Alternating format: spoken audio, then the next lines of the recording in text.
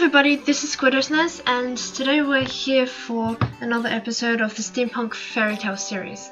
And it's been a while since we've done an episode like this, and that's mainly because I've been trying to experiment with some other styles and themes of art. But, you know, I really like steampunk and I sort of missed it, so we're back again.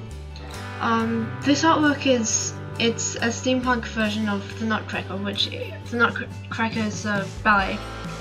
And well, the basic premise of the story is a young girl named Clara receives a Nutcracker toy for Christmas, but that night it comes alive, and from there they fight some rats and dance with flowers and stuff like that, and there's not really that much plot from there.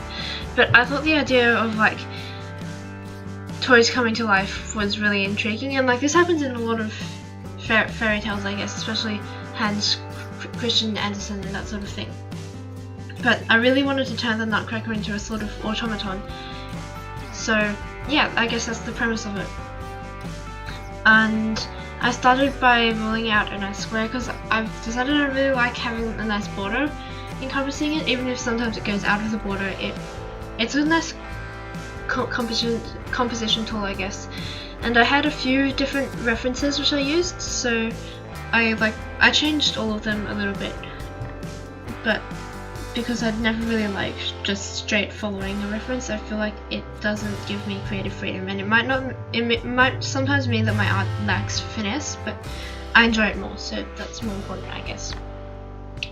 And then afterwards I just went straight into sketching in the two characters, and I've kept them fairly humanoid. Well, I mean, the girl obviously is human, but I had some trouble with the Nutcracker because I sketched him as a human, but he's not a human, so I did have to moderate that to make him look more robotic, I suppose. And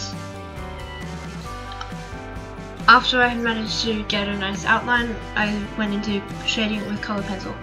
And I thought this was interesting because I've never actually done much with colour pencils. Like, I did a bit in my art class before, but they didn't really support creative freedom very much, which is why I don't really go there anymore. But it was interesting to try because I normally just shade with lead pencil, but because I've been practicing with some new mediums, I thought it would be interesting to do it with brown colour pencil, especially because it really supports a sort of steampunk theme.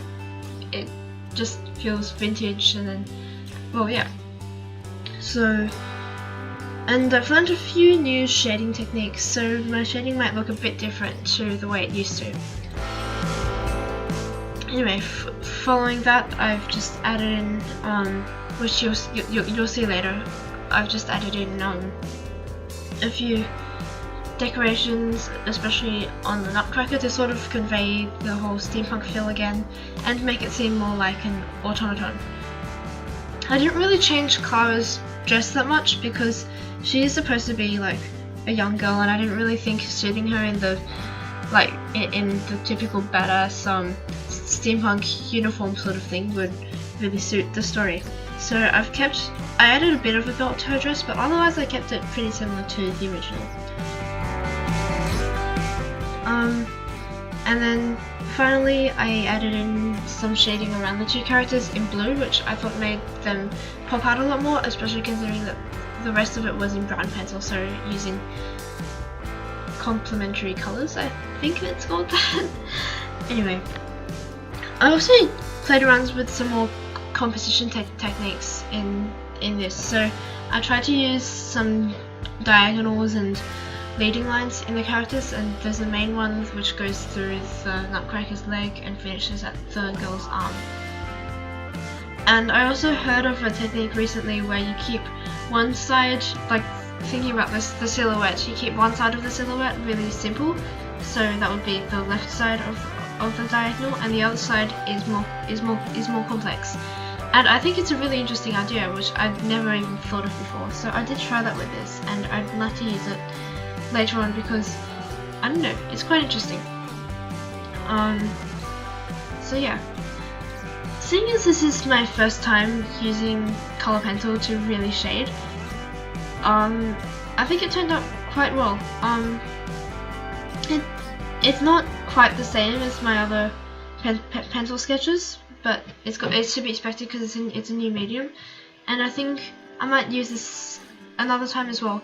Although maybe it would work better on larger paper as well, because the color pencil brand which I've got, it's quite thick and waxy, so on small paper like this it does tend to build up a bit and you can't get quite as much detail as I would like to. I mean, that's part of the reason why I've been experimenting with new mediums, because with lead pencil they get soft really easily, and it's either hard enough so that you can get detail but not enough to shade, or vice versa, you can shade it really smoothly but there's no detail, which is, so I've been leaning towards pen a bit more lately, but I do want to go back and learn some more pencil techniques because I really enjoyed that medium. One thing which I didn't like so much about the artwork was I didn't really work very hard to keep the initial line work clean, so I kept making alterations to it, which is good, but I perhaps went a bit too far, which meant that sometimes it was hard to build up the layers with the shading. So I often have a problem with this because I draw too hard in the first few layers. Like, you're supposed to do the initial sketch layer really lightly, but I didn't do that, so that's where it kind of went wrong a little bit. But I think I managed to cover it up pretty well with the blue pencil in the end. So that's basically all I want to say for this video. I might just put on some music, and I hope you enjoy the rest of the video.